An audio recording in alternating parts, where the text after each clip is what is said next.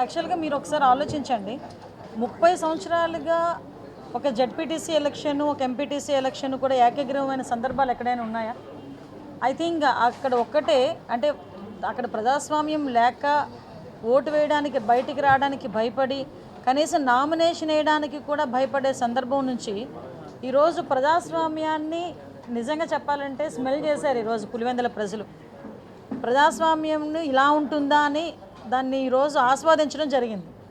ఈరోజు మా గవర్నమెంట్ మంచి ప్రభుత్వము అని ఒకటి చెప్పడానికి స్టేట్ మొత్తం మా వెనకాతలు ఉంది అనే సంగతి ఒక ఎత్తు అయితే, పులివెందుల ప్రజలు కూడా ఈరోజు స్వాగతించారు అన్నదైతే చాలా క్లియర్ కట్ మనకి ఈరోజు కనిపిస్తూ ఉంది. దానిలో భాగంగానే ఈరోజు పులివెందుల జెడ్పీటీసీ, అదేవిధంగా ఒంటిమిట్ట జెడ్పీటీసీ కూడా తెలుగుదేశం పార్టీ కైవసం చేసుకోవటం, దట్టు పులివెందుల్లో దగ్గర 600 పైన ఓట్ల మెజారిటీ, 6,000 పైన ఓట్ల మెజారిటీ, 683 మాత్రమే వైఎస్ఆర్సీపీకి రావటం, 6,000 ఓట్ల పైన మెజారిటీతో ఈరోజు తెలుగుదేశం పార్టీ జెడ్పీటీసీ కైవసం చేసుకోవటం నిజంగా పులివెందుల ప్రజలు ప్రజాస్వామ్యాన్ని ఆహ్వానించారు అన్నది ఒకటి. నెక్స్ట్, ఈరోజు కూటమి ప్రభుత్వాన్ని పులివెందుల ప్రజలు యాక్సెప్ట్ చేశారు.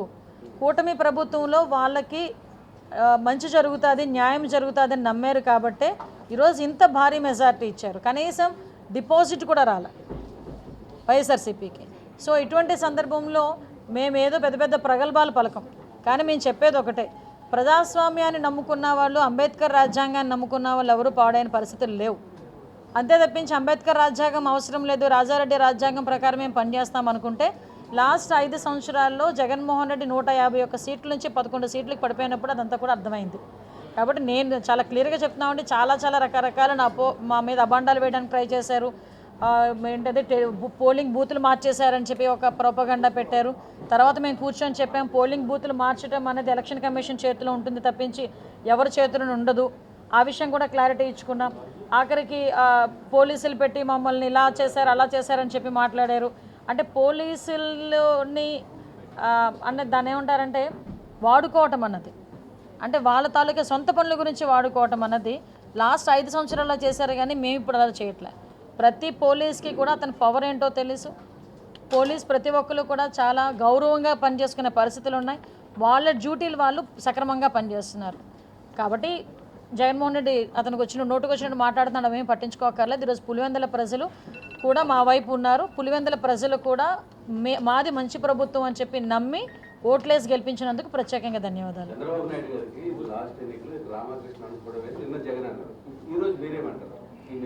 యాక్చువల్గా సంస్కారం ఉన్నవాడి గురించి మాట్లాడితే మంచిగా ఉంటుందండి. సంస్కారం లేని వాళ్ళు రాజకీయాల్లోకి వచ్చి ఇలాంటి పదాలు ఉపయోగిస్తూ ఉంటే కనీసం నెక్స్ట్ జనరేషన్స్ కూడా రాజకీయాల్లోకి రావాలి అనుకున్నా కూడా పెద్దవాళ్ళు ఎవరు ప్రోత్సహించే పరిస్థితులు కనిపించట్లే. నిన్న మొన్నటి వరకు పేర్ని నాని ఇదే పదాలు ఉపయోగించాడు ఒకనొక మీటింగ్లో. ఉపయోగిస్తే నేనేమనుకున్నానంటే జగన్మోహన్ రెడ్డి పిలిచి తిడతాడేమో, జగన్మోహన్ రెడ్డి ఇలాంటివి సహించడేమో, తిడతాడేమో, తప్పు అతను మామూలుగా అనేసాడేమో, తప్పు కదా అని అంటాడేమో అని అనుకున్నా. నాకు బుర్ర తక్కువయ్యి. కానీ పరిస్థితి ఇప్పుడు ఎలా ఉందంటే ఇతను కూడా అదే మాట మాట్లాడతాడు. అంటే ఇదంతా ఒక స్క్రిప్ట్, తాడేపల్లికి నుంచి ఒక స్క్రిప్ట్ వస్తుంది అనుకున్నాం, కానీ ఎవడో రాసిస్తాడేమో అనుకున్నాం. కానీ ఇప్పుడు స్క్రిప్ట్లు ఏమవుతున్నాయంటే జగన్మోహన్ రెడ్డి స్వయంగా రాసిస్తున్నాడా ఈరోజు? అంటే ఒక పేర్ని నాని లాంటి వ్యక్తి మాట్లాడితే ఇది తప్పు అని చెప్పాల్సింది పోయి, ఒక అతను ఎక్స్పీరియన్స్ అంత ఉంటుంది. చంద్రబాబు నాయుడు గారు పొలిటికల్ ఎక్స్పీరియన్స్ ఎంత ఉందో అంత ఉంటుంది ఇతని వయసు చూస్తే. కనీసం వయసుకు కూడా గౌరవం ఇవ్వాలి అన్న పరిస్థితి కూడా అతనికి లేదా? మాకు అర్థం కాదు అదే. ఈరోజు అతను మాట్లాడినట్టు మేము మాట్లాడడానికి 5 నిమిషాలు పట్టదండి. మాకు మాటలు లేక కాదు, మాట్లాడడం చేత కాదు. మాకు సంస్కారం ఉంది. ఒక సీఎం చేసిన వ్యక్తి గురించి మాట్లాడాలంటే మేము కూడా కొంచెం పరిధులు ఉంటాయి. కానీ 4 సార్లు సీఎం చేసిన వ్యక్తి, దగ్గర తండ్రి వయసు కన్నా ఇంకా ఎక్కువ ఉన్న వ్యక్తి, అటువంటి వ్యక్తి ఇంచుమించు తండ్రి వయసుతో సమకాలికులు, అటువంటి వ్యక్తి గురించి మాట్లాడతారేంటి? ఈరోజు చావు పుట్టకలు అనేవి మీరో నేనో చెప్తే వచ్చేది కాదు కదా. అలా అనుకుని ఇప్పుడు వాళ్ళ ఫాదర్ తాలూకా డెత్ గురించి కూడా మాట్లాడే పరిస్థితి వస్తే దయచేసి అదే అర్థం చేసుకోవాలి. నోటికి వచ్చినట్టు ఎలా పడితే అలాగా చంద్రబాబు నాయుడు గారు నెక్స్ట్ ఎలక్షన్స్కి ఉంటారు. నెక్స్ట్ ఏమనుకోద్ది మాట అంట జగన్మోహన్ రెడ్డి చాలా సందర్భాల్లో చాలా మీటింగుల్లో అన్నాడు 30 సంవత్సరాలు నేనే సీఎంని, 30 సంవత్సరాలు నేనే సీఎంని అని. ఏమయ్యారు? 11 సీట్లతో ఈరోజు ప్రతిపక్షం హోదాకి కూడా అడుక్కునే పరిస్థితి వచ్చింది జగన్మోహన్ రెడ్డికి. అంతే తప్పించి నెక్స్ట్ ఎలక్షన్స్లో ఎవరు ఉంటారో ఎవరు ఉండకూడదో డిసైడ్ చేయాల్సింది ఆ భగవంతుడు ప్లస్ ప్రజలు. అది భగవంతుడు ప్రజలు కలిపి నిర్ణయించేది. నువ్వెవరు నిర్ణయించడానికి, నువ్వెవరు చెప్పడానికి? ఈరోజు కృష్ణారామ అనుకున్న వయసులో మాట్లాడుతున్నారు. ఈరోజు బయటికి రమ్మడబ్బా, ఒకసారి బయటకు వచ్చి జనాలను చూడండి. ఎప్పుడు చూడు పరదాల మాటలన్నా అలా ఉండిపోవడం కాదు కదా. ఈరోజు బయటకు వచ్చి 24 గంటల్లో సుమారుగా 18 గంటలు అల్లు పెరగకుండా ఈ రాష్ట్రం గురించి కష్టపడతా ఉంటే అటువంటి వ్యక్తిని చూసి చాలామంది మేము నేర్చుకుంటున్నామని ప్రపంచ దేశాల్లో ఉన్న రాజకీయ నాయకులందరూ మాట్లాడుతూ ఉంటే నీ పక్కన ఉండి కనీసం దాన్ని అంటే నేర్చుకోవడం నేర్చుకోకపోవడం పక్కన పెడితే అతని గురించి ఇంత నిచాతి మాట్లాడుతున్నావే జగన్మోహన్ రెడ్డి, ఇంకా బుద్ధి రాలేదా? నేను ఎందుకు ఈ మాట మాట్లాడుతున్నానంటే నువ్వు అధికారంలో ఉన్నప్పుడు ఏది టచ్ చేయకూడదు అదే టచ్ చేసావు. చంద్రబాబు నాయుడు గారిని టచ్ చేయకూడదు, ఆ రోజు టచ్ చేసావు, 11 వేట్లకు దిగిపోయావు.